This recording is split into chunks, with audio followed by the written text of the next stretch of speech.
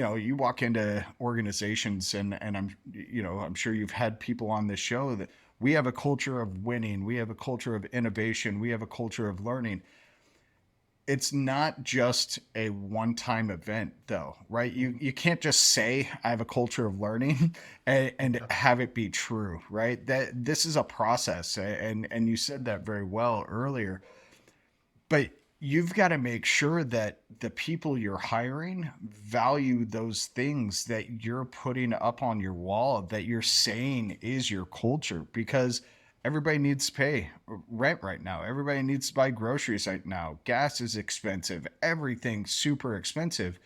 People are putting up with a mismatch in culture a lot right now because they need that paycheck. Welcome to Verify Infield, the Millwork podcast.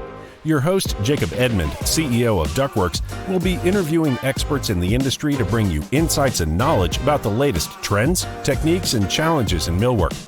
Whether you're a seasoned professional or just starting out, this podcast is for you. So sit back, relax, and join us as we explore the world of millwork. Here's Jacob. Welcome back, everybody, to Verify Infield. Today, I have a guest, Jim Mayer, who is the host of his own podcast, the Manufacturing Culture Podcast. And so I'm excited to have him on today talking about manufacturing culture, a little bit of a diversity, and hopefully having a little bit of a different vantage point from the manufacturing broader than just millwork. So thanks for joining today, Jim. Yeah, thank you, Jacob. Appreciate you having me on. Very excited to be on this podcast, and hopefully somebody takes something away. I mean, that's the hope every time we have these things, right? Yeah, absolutely. So maybe to get started, I think if you could share a little bit about your career path, what led you to manufacturing industry, and then inspire you to become an advocate for culture in manufacturing. Yeah, great question, and I love telling this story. So if I get too long, just let me know and give me the hook from the stage left or something. So I actually started my career in skilled trades in the construction field.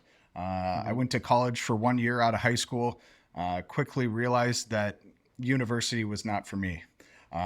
So I went back home after trying working in bars and service industry and stuff like that.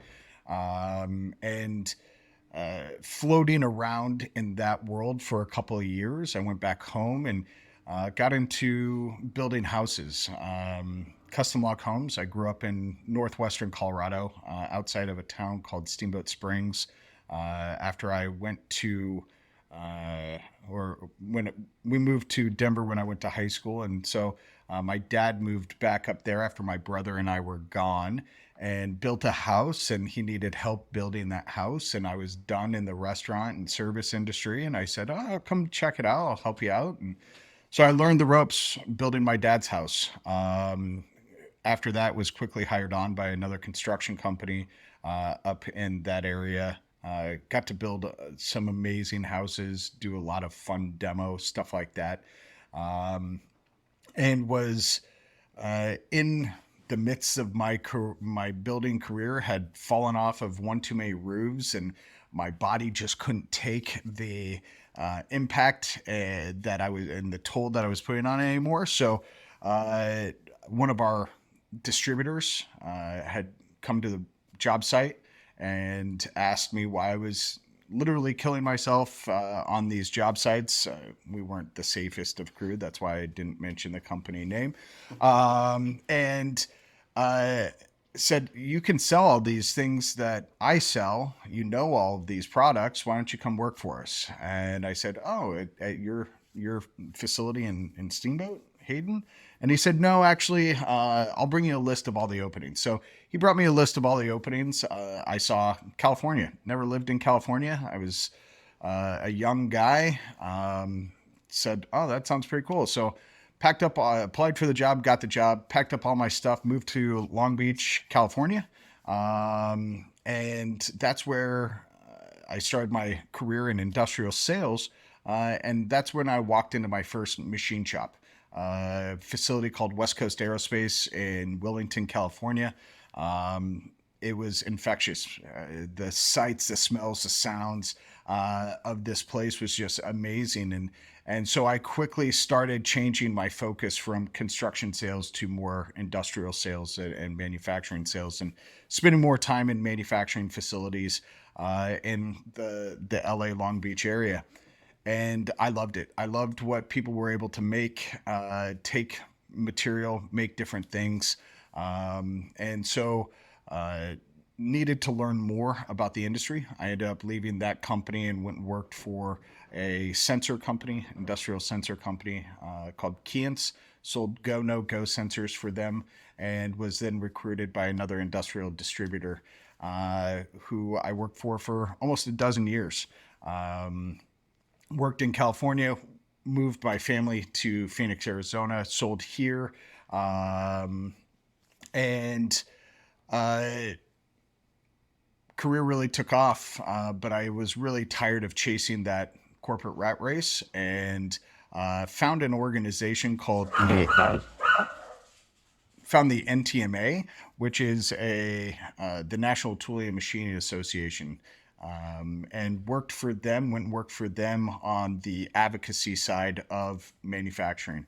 And to answer your question, that's really where I found a passion for standing up for manufacturers, helping manufacturers get the things that they need to really progress. And it was more of a national scope at that point. So I was doing that job and learning a lot from different kinds of machine shops and manufacturing facilities. When I started hearing the same question and comments over and over again about, we can't find people. Why can't I find people that want to come work here? What am I doing wrong? Things of that nature. And so I started looking at employee engagement metrics for a lot of these companies, and helping them understand that while they were good companies, they still treated their people like, in some cases, like it was 1950, and paid them like it was 1970. And in order to get people in the door to want to come work, not only did they have to treat their people right, but they needed to pay them appropriately. And then I started learning even more about what was driving people to come work for these organizations by doing these engagement surveys. And I found that it was things like leadership was a big deal. And this was all pre-COVID. This was, 2017, 18, and 19. Leadership was a big deal. It wasn't pizza parties. It wasn't always pay. It wasn't really things that we had been talking about in the industry about how you retain and recruit people. It was things, again, like leadership, but even bigger than that, it was the values of the organization. It was connecting the individual's values, the employee values, with the values of the organization. It was taking things like saying, hey, we make hip replacements at this facility. Would you like to help grandma or grandpa be able to stand again? It's, if you're passionate about flying and planes, and then why don't you go make aerospace parts? If you're passionate about the war machine, go make defense parts. So that's where I really found that love for what my definition and some others' definition of culture is, and how manufacturers can really change their culture to fit the environment that they want, to recruit the people that they need to fill the jobs that they have. Does that make sense? Yeah, no, absolutely. So then I through that project, I left the NTMA at the end of 2019, went and worked for an organization in Chicago called Big Kaiser at the time. Now they're Big Daishowa, and helped them through a change management project, helped them navigate the waters of transitioning from one president, who was their legacy president, to their now current president, and ran their sales team for their tool measurement and management division. And at the end of 2 years with them, They needed my career to go one way. I needed it to go another. So we split very amicably, and I launched what is TCO Strategies, which is my consulting business where I go and I help manufacturers of various verticals, right? Textile, um, of course, precision machining, food and beverage, any real vertical within manufacturing, help them identify the culture that they have and determine what kind of culture they want. And then I help them draw a roadmap to get there. Through that process is when the podcast was born. I had sent out an email to um, a lot of different people in the industry, cold email campaign, trying to generate interest in soft skills trainings and things of that nature that I also offer. And I got a lot of negative responses to that because, soft skills don't belong in manufacturing was something that I heard a lot from that campaign, which is not true. It very much does. But for every 4 or 5 of those negative emails I got back, I got 1 or 2 back from somebody saying, "We've got an amazing company culture. Here's what we do. Here's how we do it."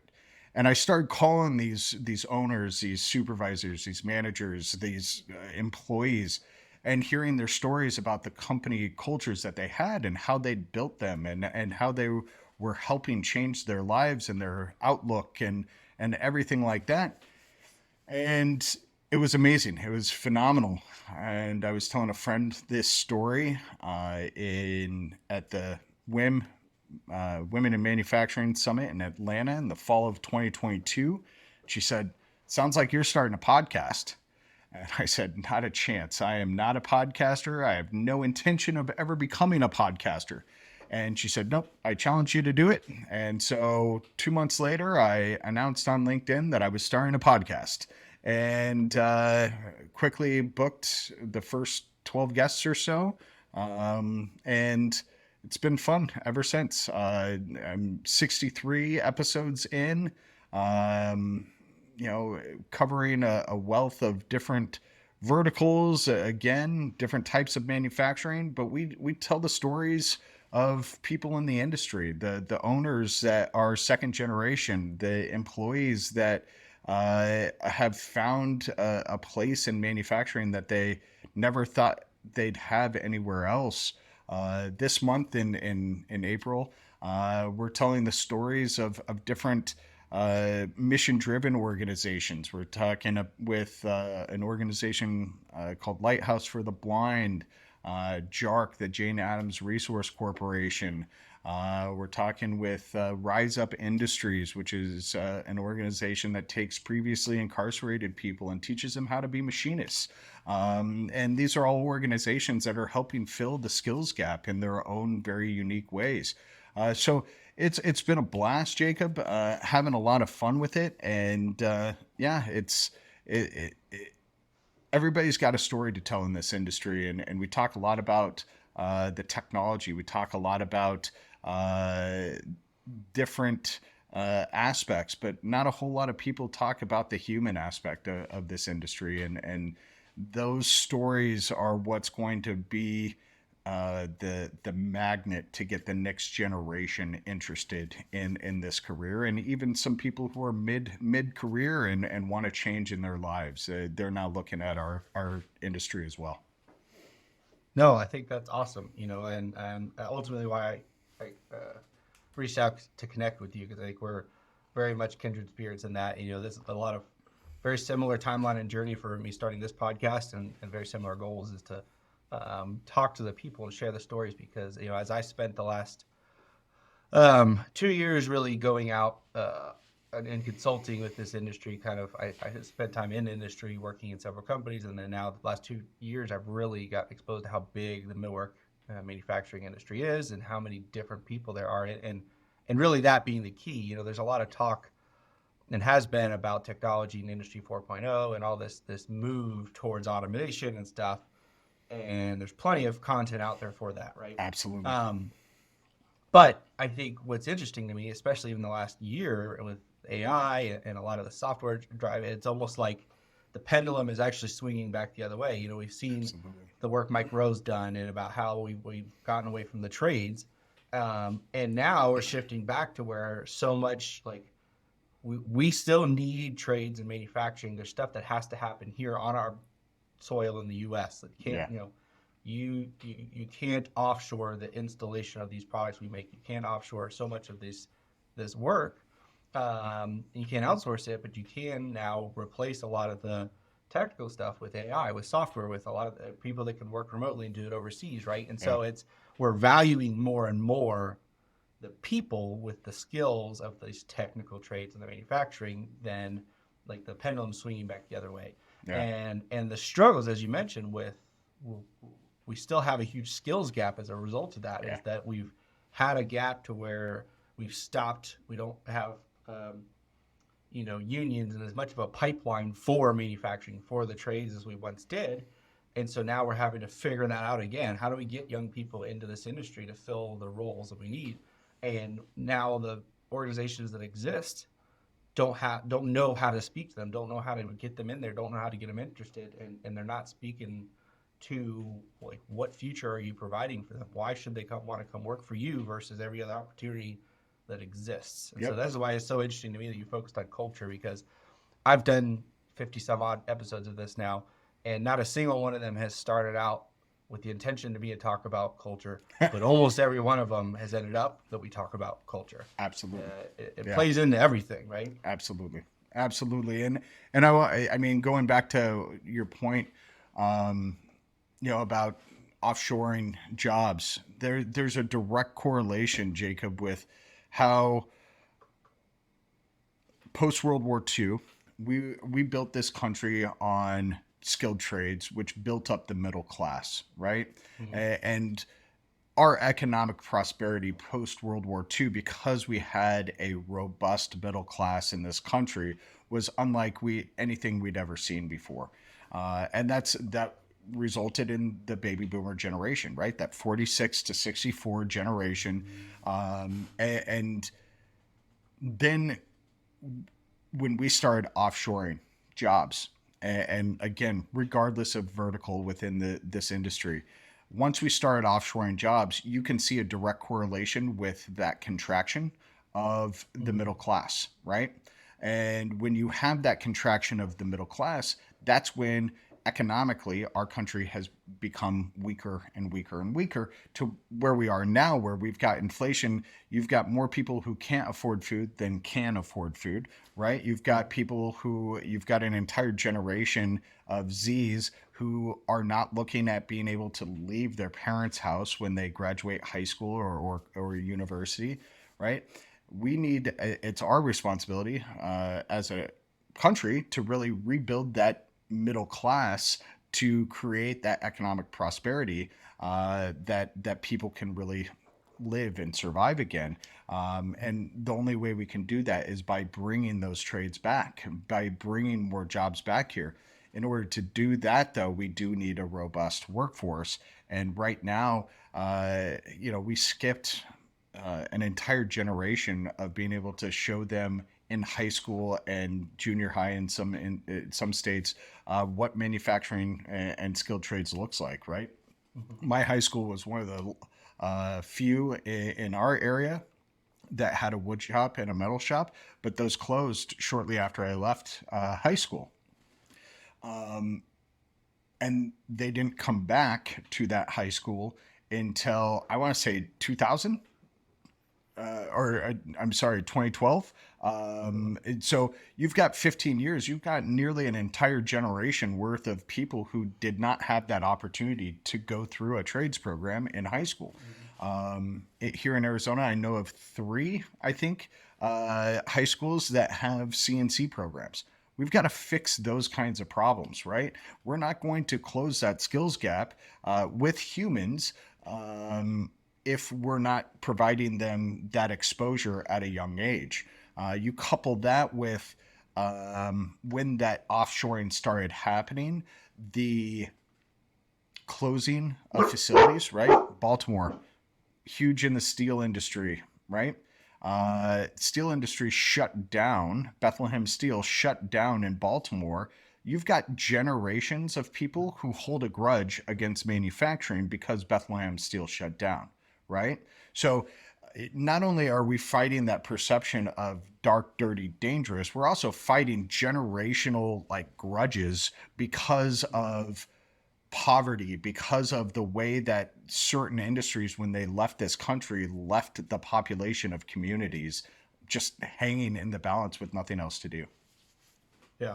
No, yeah, absolutely. And I think that that's what's, because I went to school for architecture, right? And for me, it was one of these industries that it was very, I left architecture school very jaded to it, right? Because architecture is one of these fields that's, we talked about recently in another episode. It's very sexy, Yeah. right? It's something that people are proud to say they do, even if you're not making very much money. Which most of my peers that went to school there, came out of there and they're not making very good money, and it takes them, on par, if not more years than to be a doctor, Yeah. to be a licensed architect. And still, it's like a musician. There's some rock star architects, but the majority of it, you're not making a lot of money. Yep. And I think it's like the military, like we've done the best thing we ever did was make it something to be proud of, to be glorified, that we don't actually reward them Yep. correspondingly to the work they do, the service they provide. And so, but in our industry, I'm like, I made a much greater living going into a less glorified industry that nobody knows what it is I do. Yeah. That, it's like, oh, what is that? Oh, you work in woodworking, so you're dirty all day. Well, no, not really. Actually, there's one, even if I am, like, so what? But Yeah. it's, I think that's what's interesting is it's like, okay, so we have done ourselves a disservice in our industry and manufacturing. And I think that there's some marketing case studies out there to learn, like, how do we glorify our industry and make it like appealing? That's what we need to do. Like, hey, look, guys, Yeah. you're not just going to go and work in a dirty shop all day for 40 years, like what you think of as manufacturing of our grandparents, right? Right. There's a career to be had here, and there's a whole plethora of opportunities to apply your skills that are needed. Yeah. And we get to do some pretty cool stuff, Yeah. and that we don't talk about enough. So I think that's what's interesting, from the culture side, is that obviously there's a lot of work to be done focusing inwardly, but even more so, I think, outward. Absolutely. And so let me ask you a question, Jacob, because I got into this conversation the other day. You brought up Mike Rowe. My stance on Mike Rowe, I love Mike Rowe. I think he's a badass, right? I think he's done a lot of great things for his skilled trades. But I also think the show Dirty Jobs did more harm for skilled trades than it did positive things, right? He glorified that dirty side of dirty jobs, right? Yeah. And really exploited that. And so that's part of the reason that you've got that entire generation. What do you think about that take?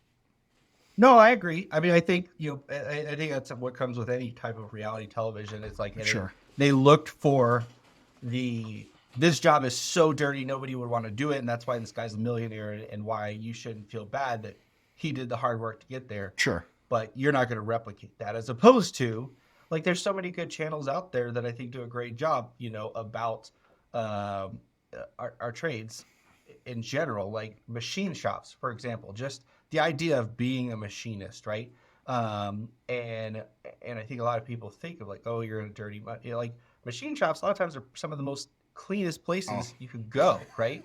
And you look at so many industries that rely and dependent on them, and there's so much specialization in it, in technology, that most people don't even know exists. Yeah. From a CNC, from a technology perspective. And I think also the people in these industries, the old timers, like, I know I'll speak for woodworking and millwork. When CNCs and stuff came in, and there's so many older craftsmen that are like, that's not craft. Yeah. Like, oh, you're cheating. Like, that's not really what we do.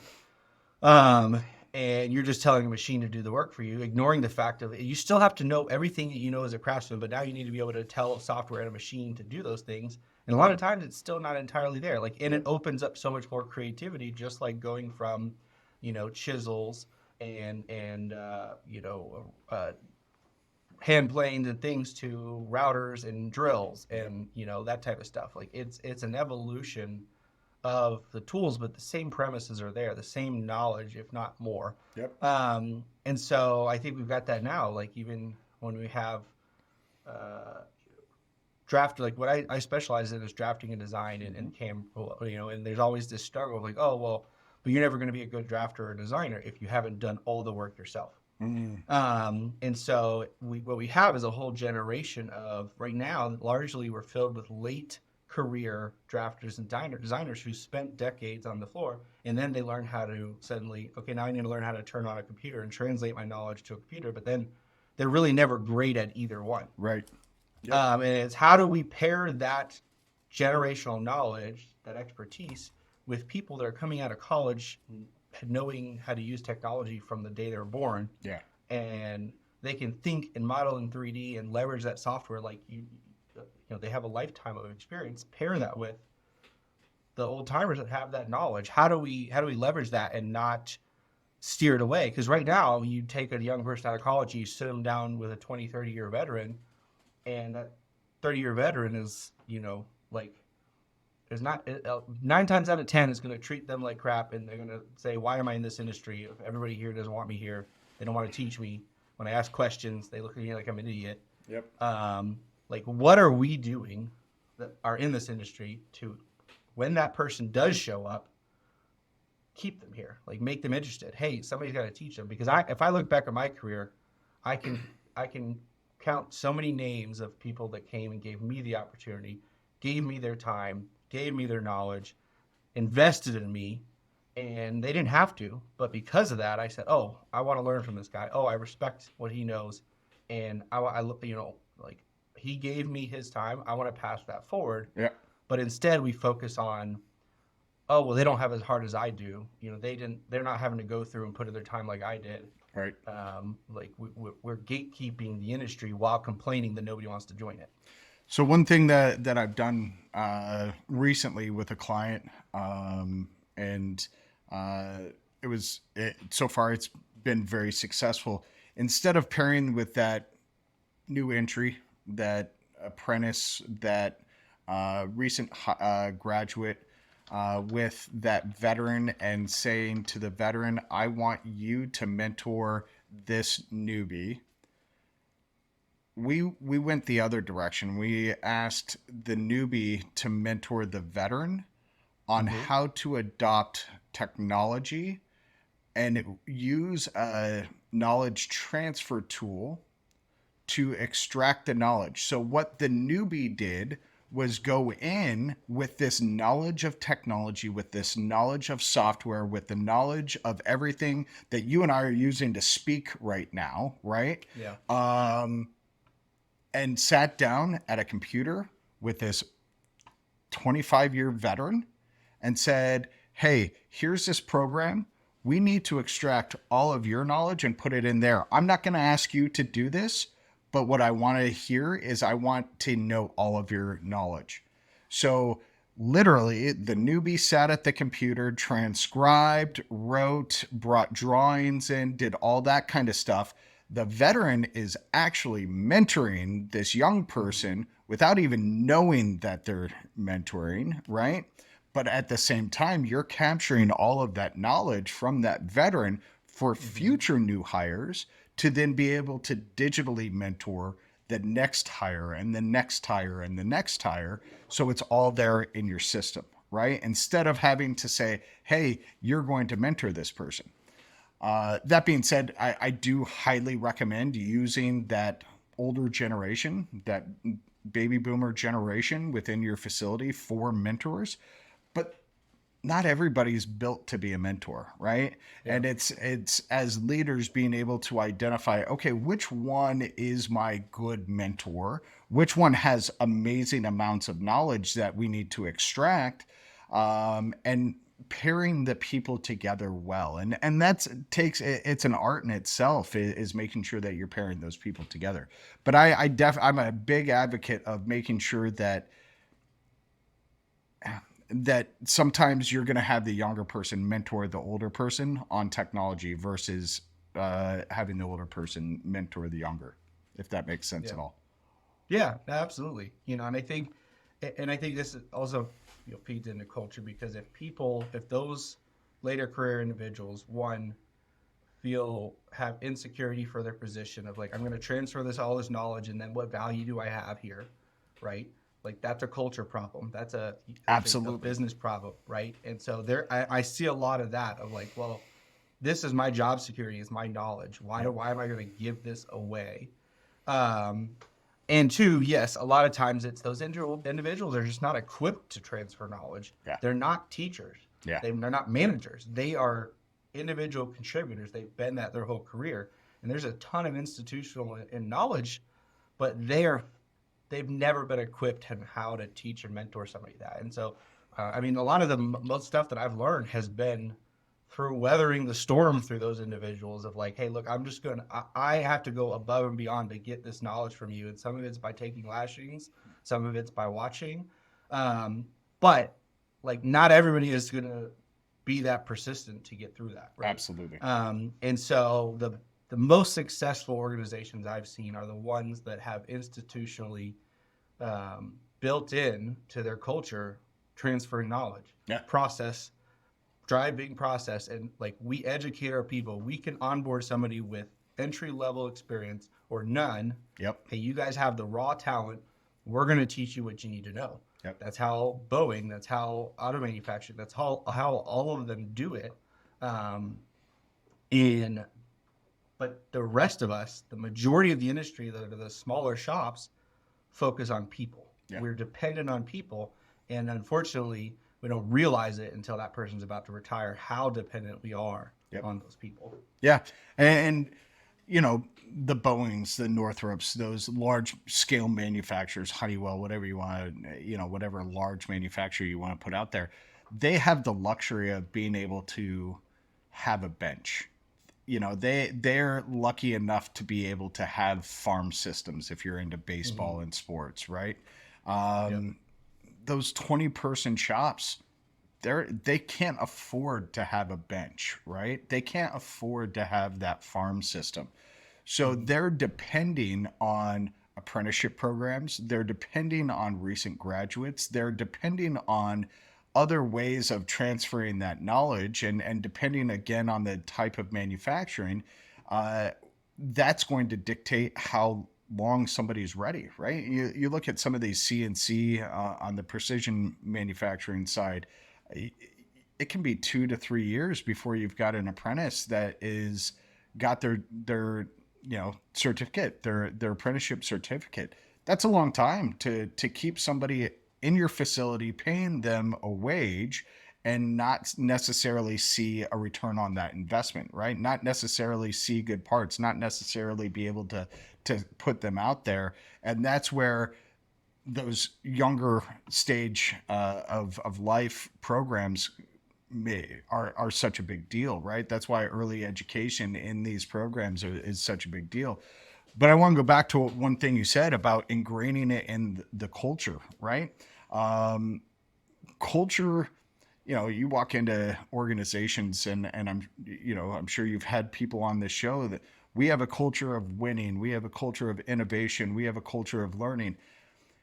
It's not just a one-time event though, right? You can't just say I have a culture of learning and have it be true, right? That this is a process, and you said that very well earlier. But you've got to make sure that the people you're hiring value those things that you're putting up on your wall, that you're saying is your culture, because everybody needs to pay rent right now. Everybody needs to buy groceries right now. Gas is expensive. Everything's super expensive. People are putting up with a mismatch in culture a lot right now because they need that paycheck, right? Because they need those dollars. So they're putting up with it.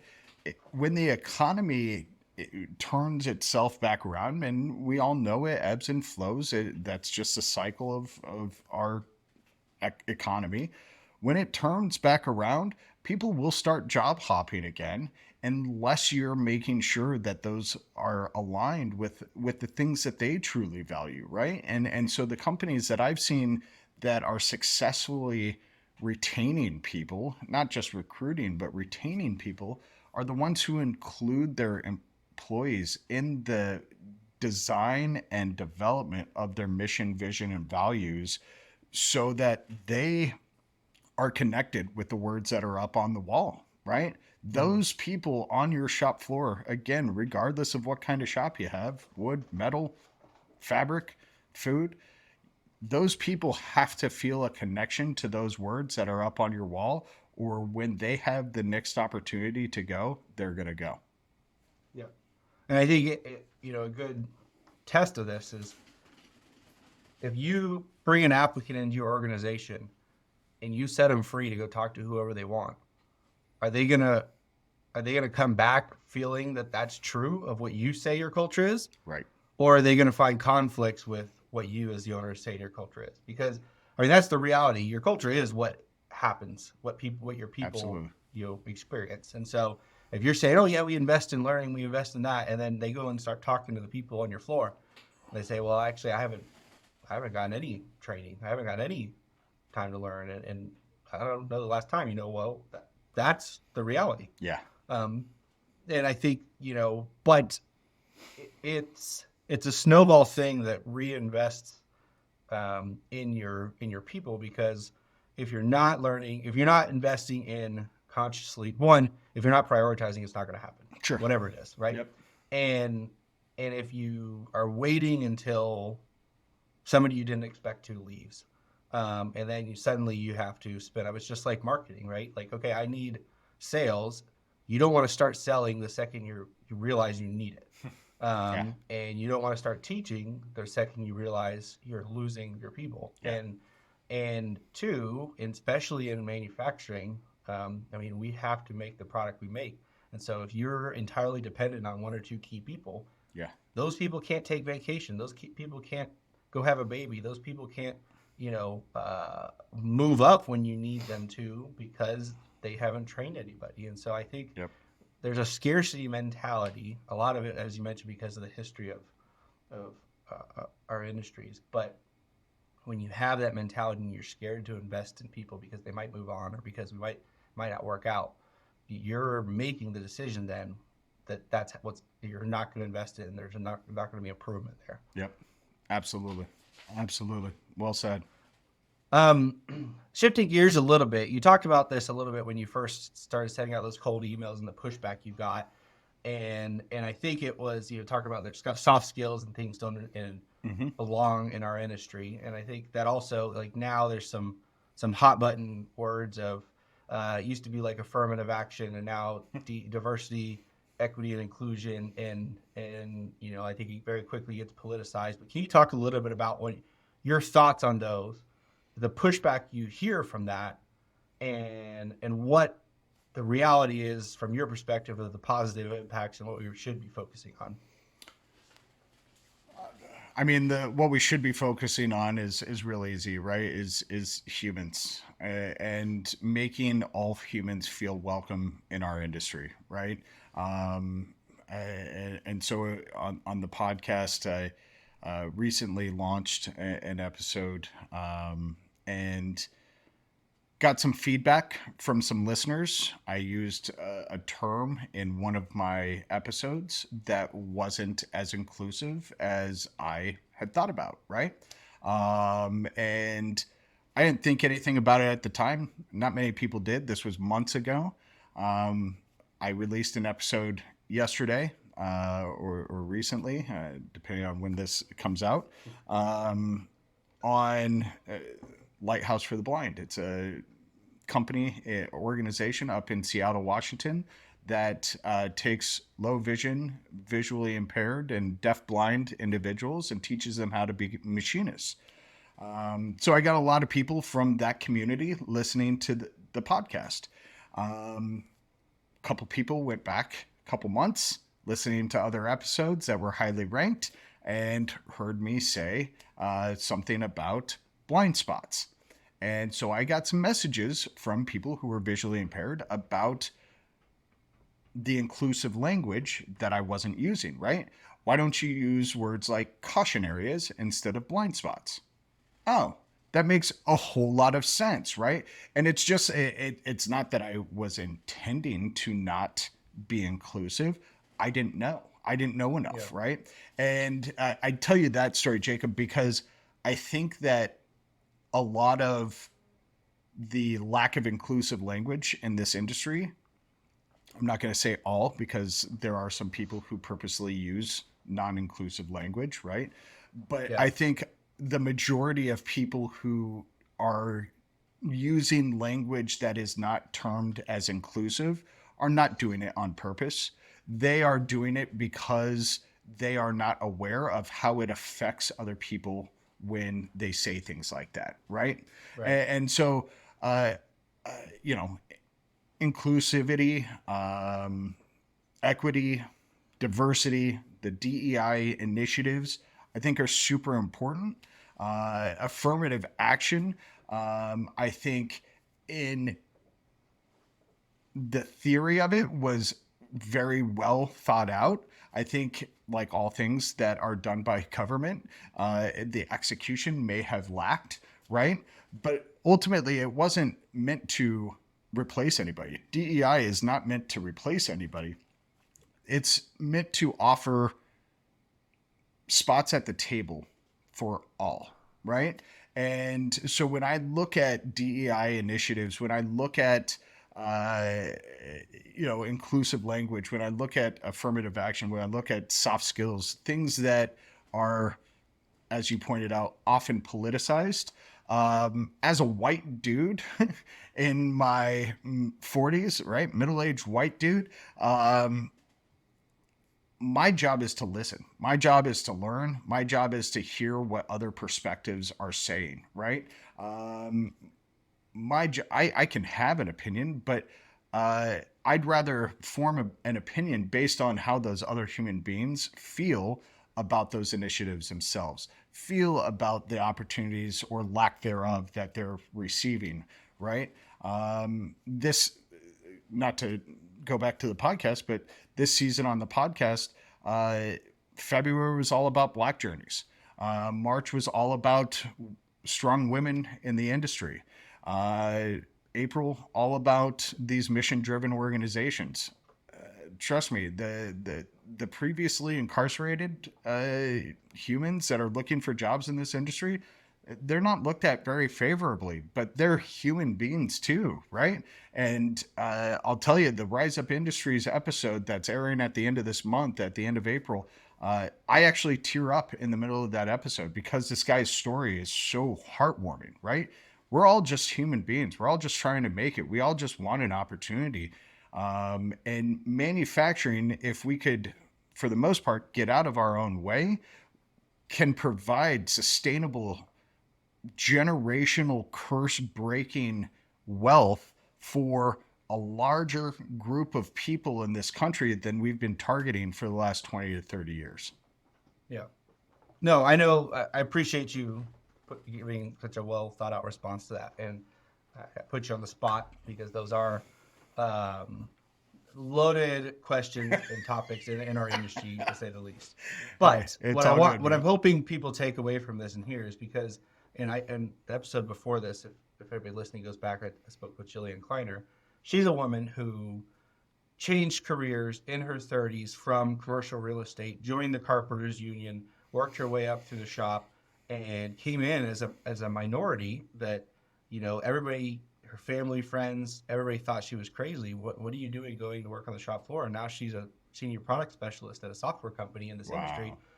And she says, I felt more welcomed in the carpenters union than I did in commercial real estate.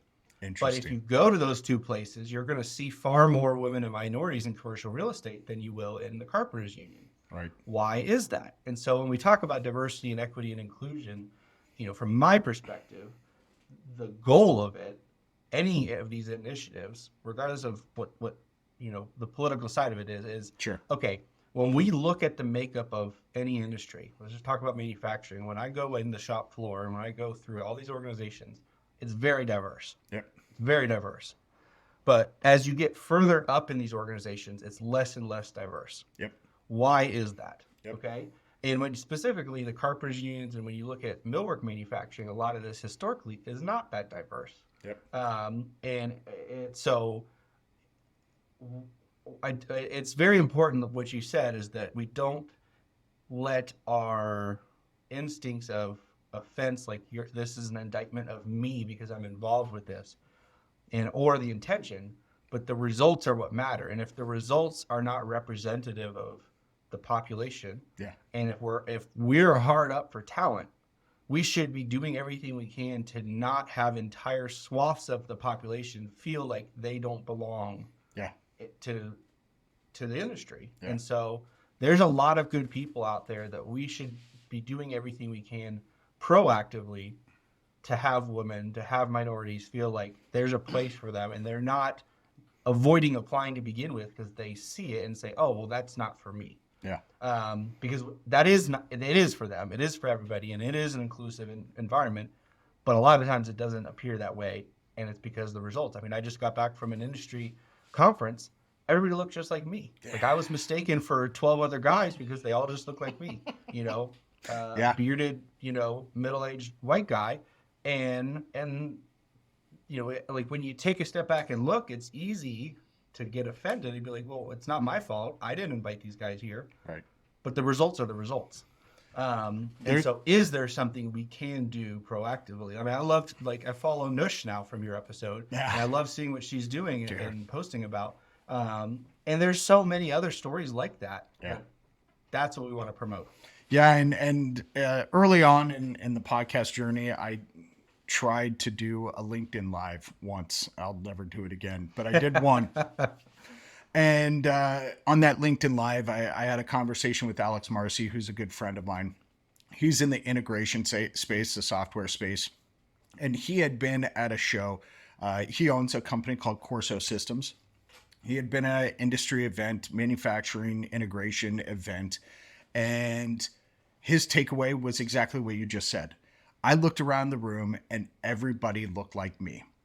And he went home and he was talking with his wife and said, how do I go to these events in the future and not have that happen, not have that be the reality? And she said, well, you need to be more intentional, right? About who you're hiring. You have the opportunity to hire differently because you're the owner of this organization. So he looked at his company at the time and he didn't fire anybody, right? He didn't let anybody go. But the next time he had a job come up, he intentionally went searching for people who didn't look like him. Mm-hmm. And now he has an organization that I want to say has 60, 70% women, people of color. I mean, people who don't look like you and me, right? Mm-hmm. When I was putting together the guests for this year for the Manufacturing Culture podcast, I looked at the guest list from last year and a lot of them look like you and me, right? So I was very intentional. That's why I started my Black Journeys month, my Strong Women in Industry month, my different months. And I'll tell you, that was great. And those months were great. And if people listened, great. I know people listened. People had fun with them. You just mentioned Nush. I mean, that young woman is a freaking rock star. But I was challenged by somebody on Instagram. They saw it was the first week. I had a gentleman, the first week of February, I had a gentleman out of Milwaukee on the podcast. And he grew up in a poor part of Milwaukee, rough neighborhood. But man, Courtney Tate is an amazing human being, right? And he goes out and he talks to these young Black men about careers in manufacturing. He's doing amazing things. I was very proud of that episode. I put a lot of posts up on Instagram, on different social media channels. And I had somebody who's not in our industry, who I've never met before in person, a Black man who is rather prominent on social media, on Instagram. He reached out to me and said, I hope this isn't you tokenizing just this month people of color. And so I had to pause again, right? This is all a journey for me. This is all a journey for all of us. I had to pause again and say, huh. And so I started looking through the rest of my year and the calendar and guests. And, April is all about softwares that create cultural change. Do I am I representative of people in the software industry, or have I just said yes to the people who came to me who look like me because they're comfortable coming to me, right? So I had to say to a couple of people, I said, hey, I'm going to move you to different points in the year. I need to make room in this month for somebody else. And that's fine. People were okay with it, right? And if they weren't, I don't really care. It's my show. I can do whatever I want, right? But now I'm more intentional, and I think that's going back to your original question about DEI. Diversity, equity, and inclusion needs to be done with intent for it to be able to work, right? You have to understand that if you're not intentional about DEI metrics and programs, those are going to fall flat on their face because people are going to see straight through them as just being fluff. But if you're truly intentional about making change, that will come through as well. So that, just going back to that, sorry about that. No, I think that is, you know,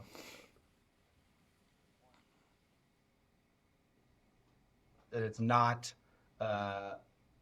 me and Jim, who are not the most diverse panel to be talking about this, dictating, right? But I think that the point from that is that, okay, if you are trying to be intentional about this, and you are trying to pursue this and say, well, are we doing everything we can? And you're not listening to those voices that are representative of the industry. I think that's important. So like you listening to your audience, listening to people reaching out to you and saying, hey, I'm from this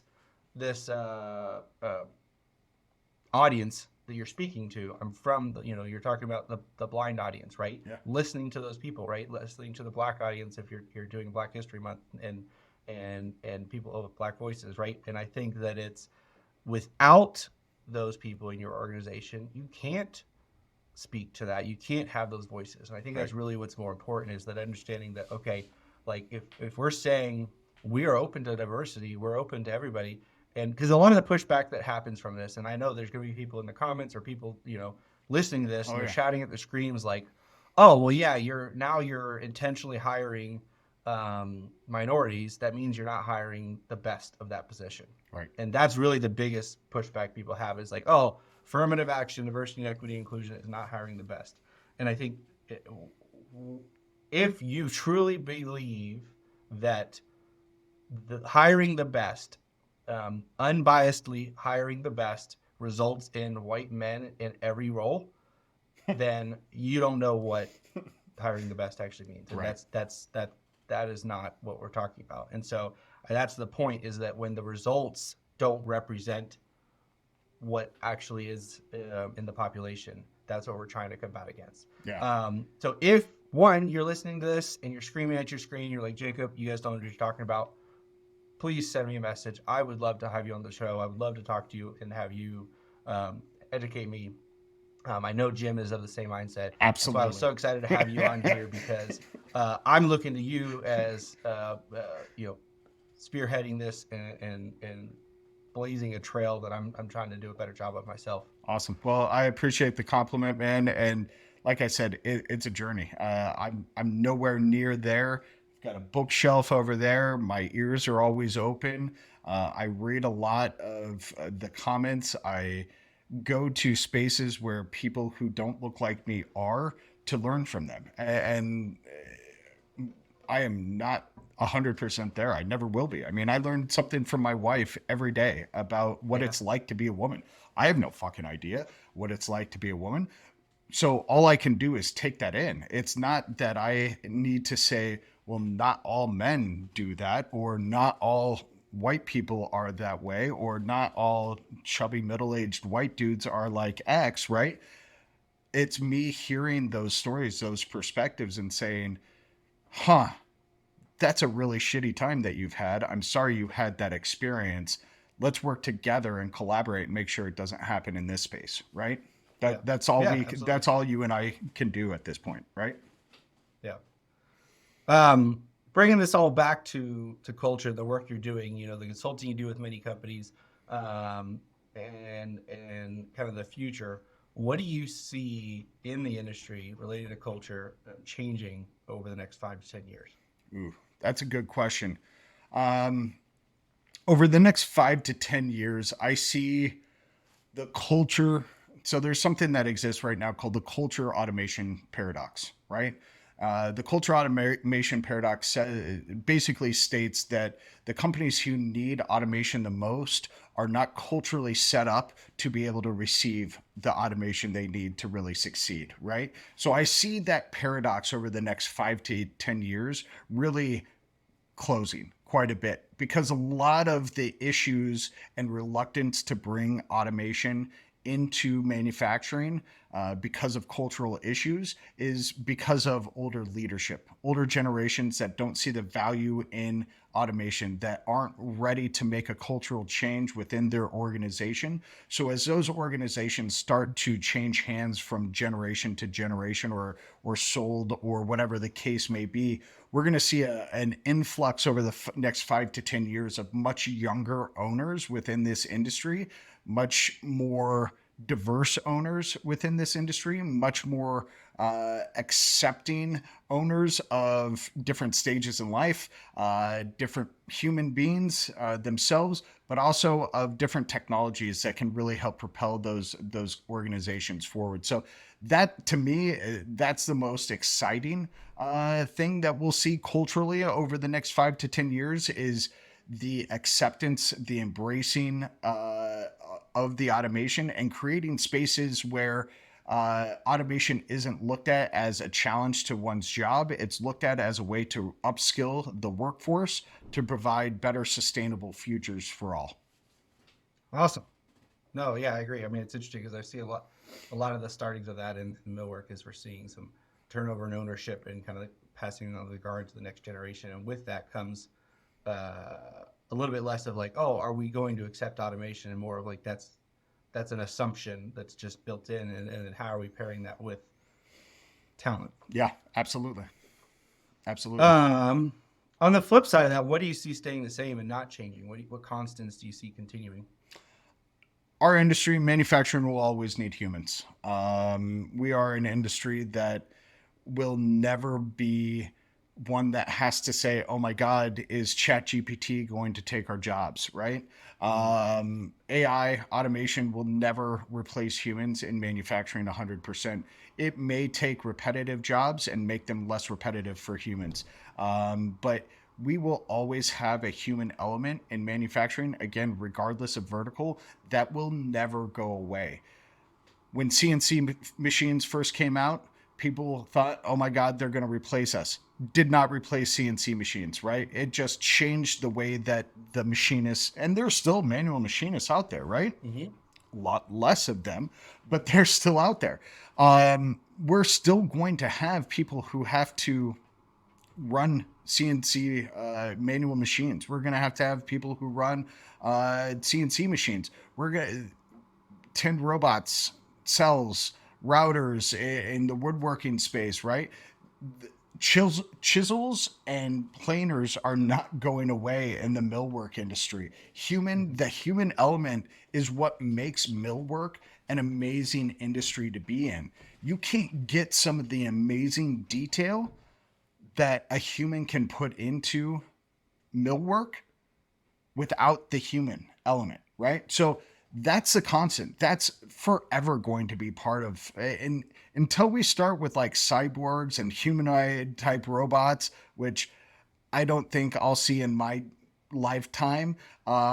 Maybe I'm wrong, but I don't see them even being able to, C3POs not going to be able to put some of the detail that some of the people in the millwork industry can put into the work that they do, right? They're craftsmen for a reason. So humans, we're the one constant, and we always will be. Awesome. Well, Jim, I really appreciate you coming on today and sharing with everybody. I appreciate you having such a real conversation with me. For anybody who's interested in your podcast or the work that you do with culture and manufacturing, how can they reach out? How can they find out more? Yeah, absolutely. Jacob, thanks for asking. I've actually recently gone through a branding change.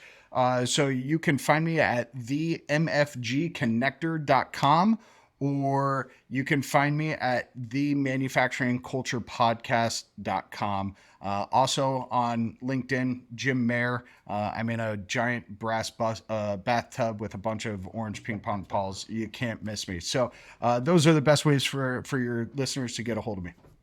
Awesome. We will make sure to link those in the show notes for everybody so it's easy. Go give him a follow. Go listen to his podcast. You're doing great work. And I look forward to having you on again in the future. Yeah, absolutely. And I can't wait to have you on mine as well, Jacob. This was a great conversation, very natural and authentic. And that's my favorite kind of podcast to listen to and favorite kind to be on. So appreciate you hosting such a great show. Awesome. Thanks, Jim. Thank you for listening to today's episode. Do you want to stay up to date about industry insights, new content, and our community of millworkers? Go to ductworksnw.com to sign up for our newsletter. I'll see you in the next episode of Verify in Field.